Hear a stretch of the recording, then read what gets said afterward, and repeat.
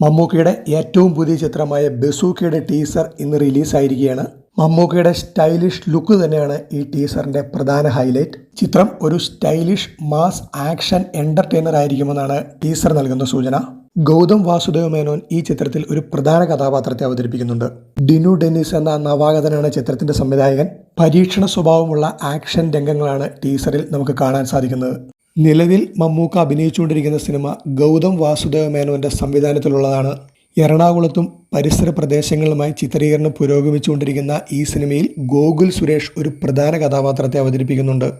MD Vasudevan നായരുടെ രചനയിൽ പിറന്ന കഥാപാത്രങ്ങൾക്ക് ലാലേട്ടൻ, മമ്മൂക്ക, ഫഹദ് ഫാസിൽ, ബിജു മേനോൻ, ആസിഫ് അലി തുടങ്ങിയവർ ജീവൻ പകർന്ന മനോരഥങ്ങൾ എന്ന സീരീസ് C5 റിലീസായി.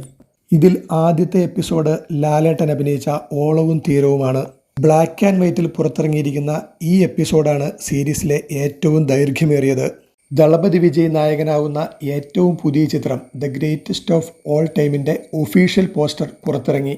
മലയാളത്തിൽ നിന്ന് ജയറാം ഉൾപ്പെടെ പ്രഭുദേവ, പ്രശാന്ത്, യോഗി ബാബു, അജ്മൽ ഉൾപ്പെടെ വലിയൊരു താരനിര തന്നെ ചിത്രത്തിലുണ്ട്. വെങ്കട് പ്രഭുവാണ് ചിത്രത്തിൻ്റെ സംവിധാനം.